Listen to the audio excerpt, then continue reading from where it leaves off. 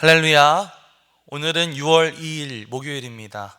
오늘도 정시 매일 예배에 나아가시는 여러분 모두에게 하나님의 귀한 은총이 함께 하시기를 주님의 이름으로 간절히 축원합니다. 다 함께 사도신경으로 우리의 신앙을 고백하겠습니다. 전능하사 천지를 만드신 하나님 아버지를 내가 믿사오며 그 외아들 우리 주 예수 그리스도를 믿사오니 이는 성령으로 잉태하사 동정녀 마리아에게 나시고 본디오 빌라도에게 고난을 받으사 십자가에 못 박혀 죽으시고 장사한 지 사흘 만에 죽은 자 가운데서 다시 살아나시며 하늘에 오르사 전능하신 하나님 우편에 앉아 계시다가 저리로서 산 자와 죽은 자를 심판하러 오시리라. 성령을 믿사오며 거룩한 공회와 성도가 서로 교통하는 것과 죄를 사하여 주시는 것과 몸이 다시 사는 것과 영원히 사는 것을 믿사옵나이다. 아멘. 다 함께 찬송가 196장을 찬양하시겠습니다.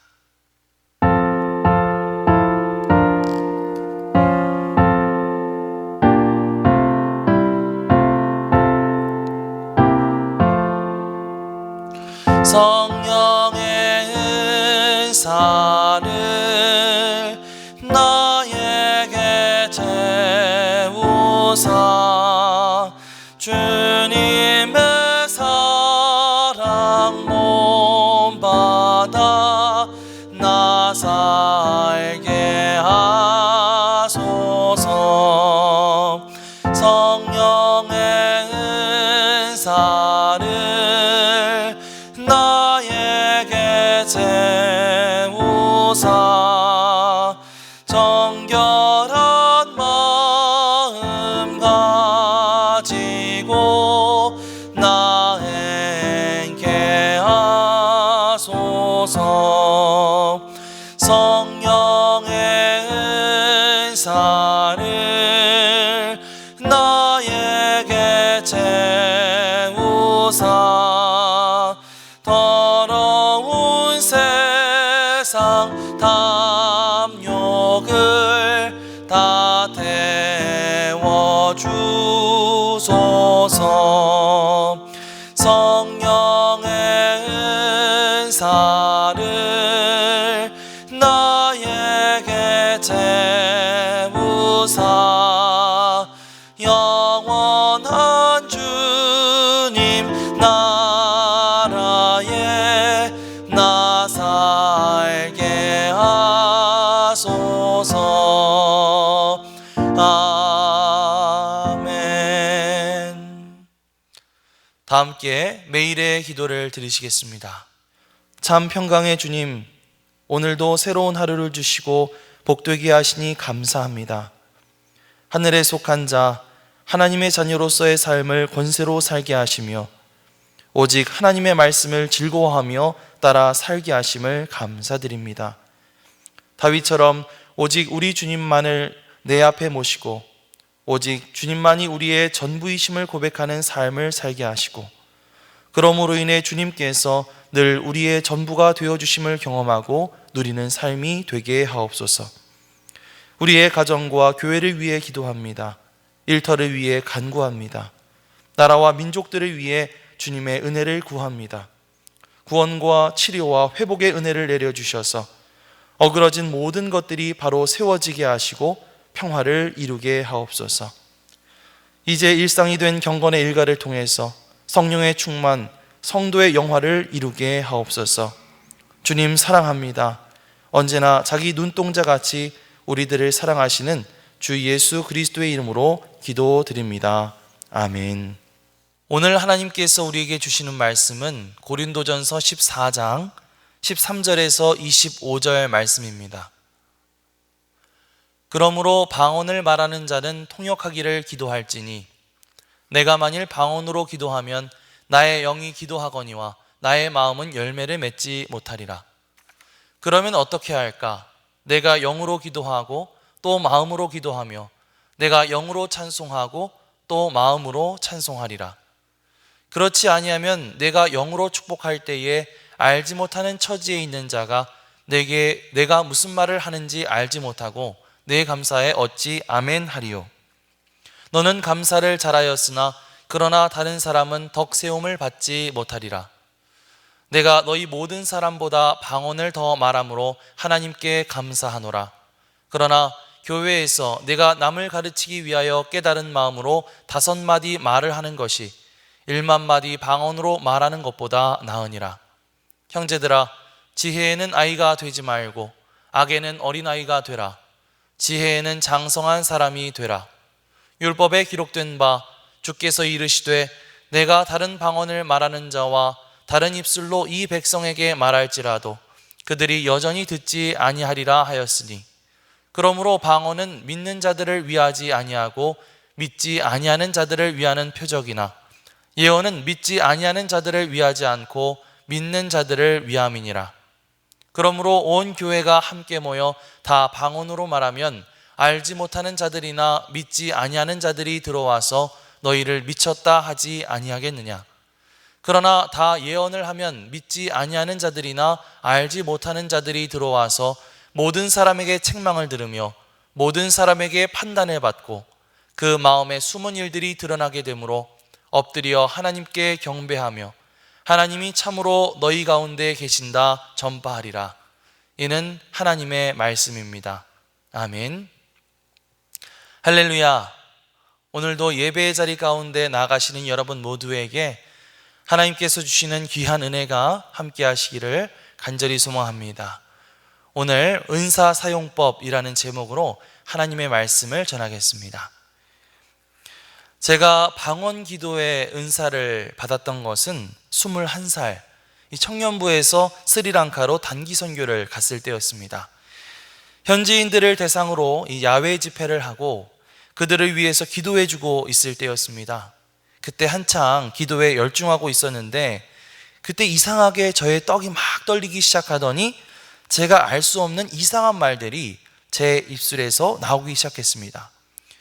저는 전혀 의도하지 않았는데도 기도를 하는 가운데 저절로 그런 낯선 말들이 나오는 것이었죠. 저는 그때 내가 방언의 은사를 받았구나 하고 깨달을 수가 있었습니다. 그 뒤로도 저는 기도할 때에 종종 이 방언으로 많이 기도하게 되었습니다. 방언 기도의 장점은요, 이 방언으로 기도할 때에는 뭔가 하나님께 나의 기도가 더 잘 전달되는 듯한 그런 느낌이 든다는 것입니다. 뭐랄까요? 마치 하나님과 나의 직통 전화가 생긴 것처럼 기도하는 것이 굉장히 자연스럽고 편해집니다.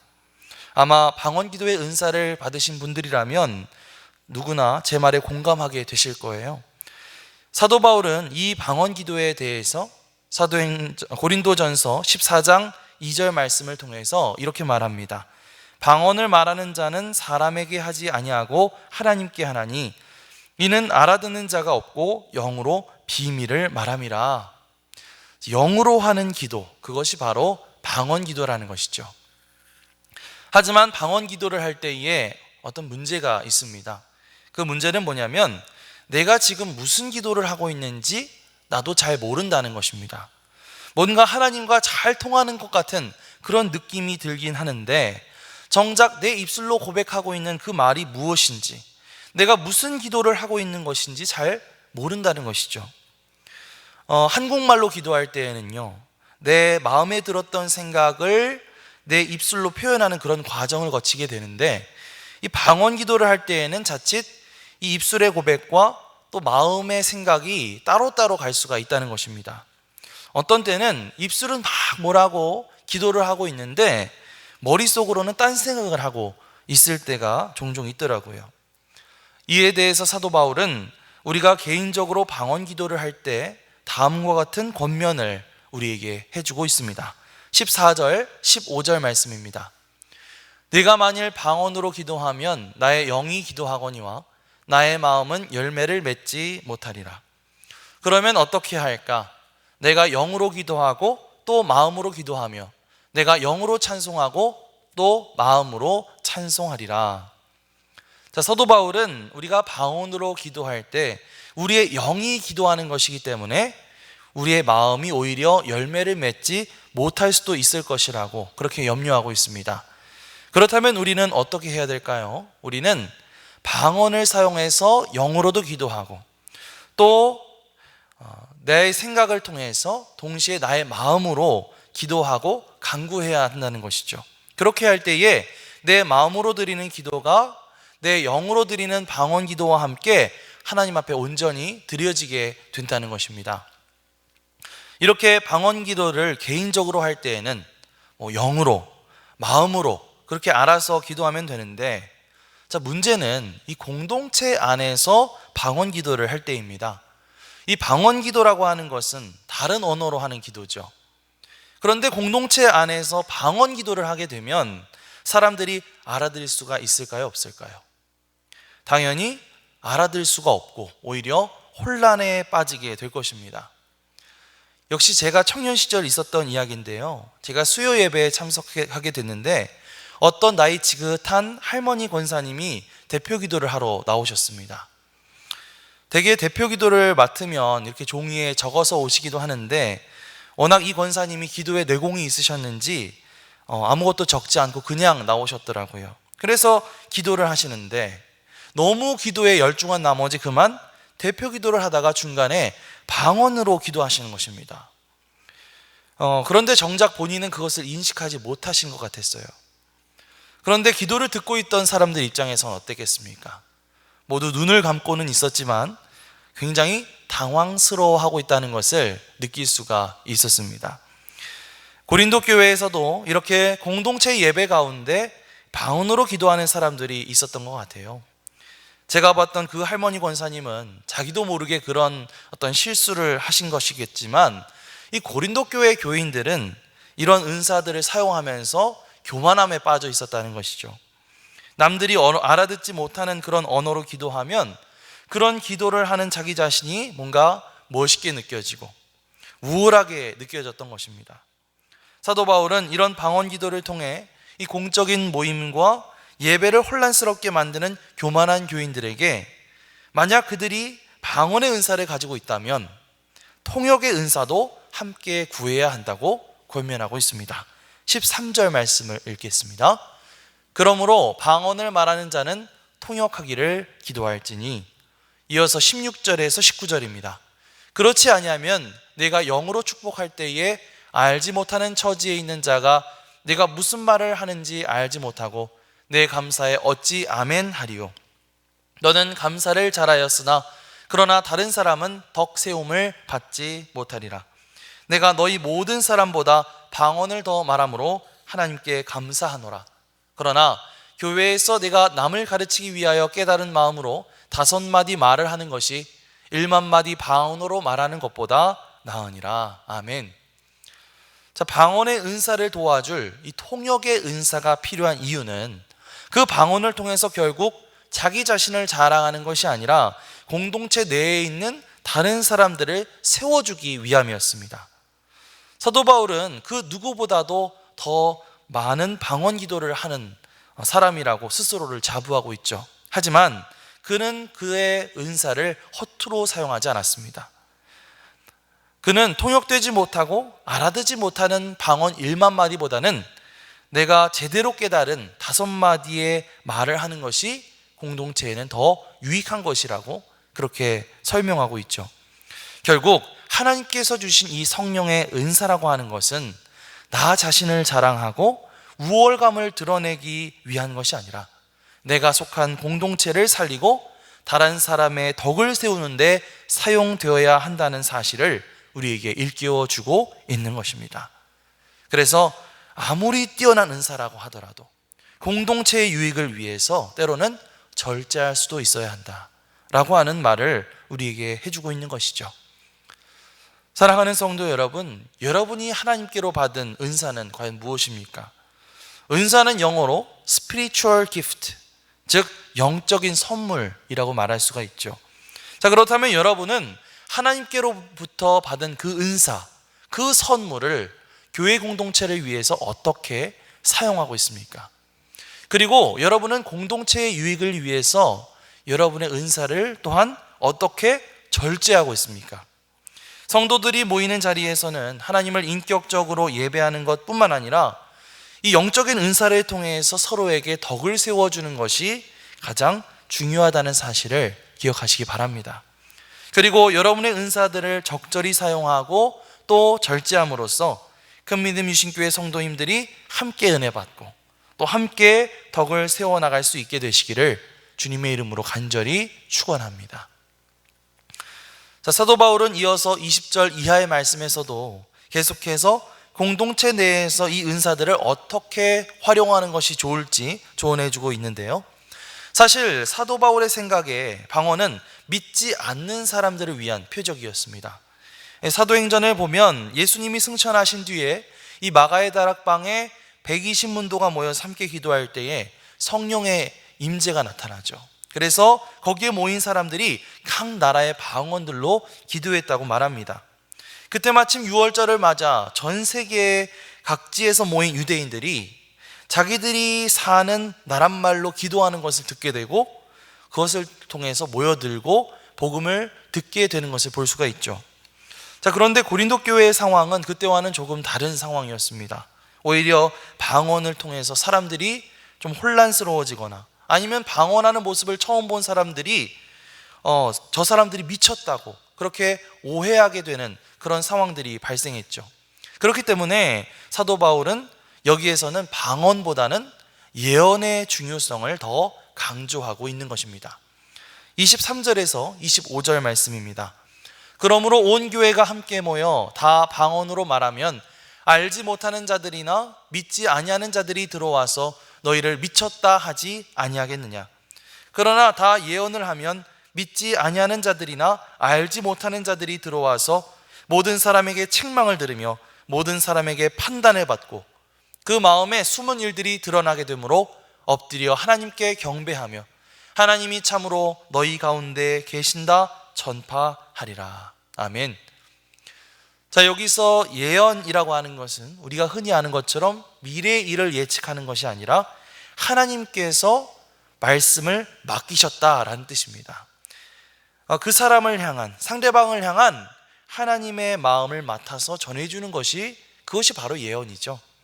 만약 예배 가운데 이 예언의 은사가 활용될 수가 있다면 어떨까요? 하나님을 알지 못하는 사람들이 왔다가도 그 예언을 통해서 이 사람 마음의 숨은 일까지도 다 아시는 하나님의 역사를 경험하게 될 것입니다. 그래서 하나님께서 정말 살아계시구나 느끼고 고백하게 되겠죠. 이런 면에서 사도 바울은 그들 가운데 방언보다는 이 예언의 은사가 더 필요하다고 그렇게 말하고 있습니다. 자, 요약하자면 사도 바울은 예언과 방언 모두가 성도들에게 주신 하나님의 영적인 선물이라고 말하고 있습니다. 그러나 적어도 이 공적인 예배의 자리, 모두가 함께 모인 공동체의 예배의 자리에서는 예언이 더 중요한 역할을 감당해야 한다는 것이죠. 물론 성령의 은사에는 뭐가 더 낫고 뭐가 덜 낫다고 하는 그런 우열은 없습니다. 그러나 여기에서 중요한 것은 교회의 덕을 세우는 일이었기 때문에 사도 바울은 이 공동체 모임 가운데 방언은 좀 자제해야 되고 반드시 통역이 필요하다. 또 예언을 하는 것이 더 좋다. 이렇게 권면을 하고 있는 것입니다. 따라서 사도 바울은 고린도전서 14장의 말씀을 통해서 우리가 가지고 있는 모든 은사 혹은 모든 재능을 사용함에 있어서 우리의 우선순위가 어디에 있어야 하는지를 우리에게 일깨워 주고 있습니다. 하나님께서 주신 은사나 재능들을 나의 능력을 드러내는 데 쓰는 것이 아니라 바로 하나님의 교회를 세워가고 공동체의 유익을 세워나가는 데 사용해야 한다는 것이죠. 그리고 또한 이 모든 것은 영적인 지도자의 지도 아래 질서를 따라 행해져야 할 것입니다. 우리가 이것을 기억하면서 우리가 가지고 있는 재능들, 하나님께서 우리에게 주신 은사들을 적절히 활용해서 이것을 통해서 우리 큰 믿음 유신교회 공동체를 세워나가고 특별히 공동체의 덕을 세워나갈 수 있는, 특별히 그것을 통해서 모두가 하나님의 은사를 골고루 경험하고 은혜를 경험할 수 있는 그런 우리 성도님들이 되실 수 있게 되기를 주님의 이름으로 간절히 축원합니다. 아멘. 기도하겠습니다. 하나님 감사합니다. 오늘 고린도전서 14장의 말씀 통해서 우리에게 주신 사도 바울의 권면을 살펴보면서 오늘 우리가 성령을 통해 받은 은사를 어떻게 활용해야 하는지 다시 한번 생각해 보게 하심을 감사드립니다. 주님이 우리에게 주신 귀한 은사와 재능들을 통해 나 자신을 드러내는 것이 아니라 하나님의 교회를 세워나가는 일, 공동체의 덕을 세워나가는 일에 지혜롭게 사용할 수 있도록 인도하여 주시옵소서. 그 은사들을 통하여 우리 큰믿음 유신교회가 더욱 굳건히 세워져 나가게 하옵소서. 감사드리며 예수 그리스도의 이름으로 기도드립니다. 아멘. 이제는 우리의 구세주가 되시며 대속자가 되시는 예수 그리스도의 구속의 은혜와 아버지 하나님의 사랑과 성령님의 교통하시는 은총이 오늘도 정시 매일 예배에 함께하는 성도 여러분 모두 위에, 이를 통해서 경건 일과를 세우고 성령 충만하며 성도의 영화가 나타나는 삶의 주인공 되길 원하는 주의 모든 권속들 위에 영원토록 함께 하시기를 간절히 축원하옵나이다. 아멘.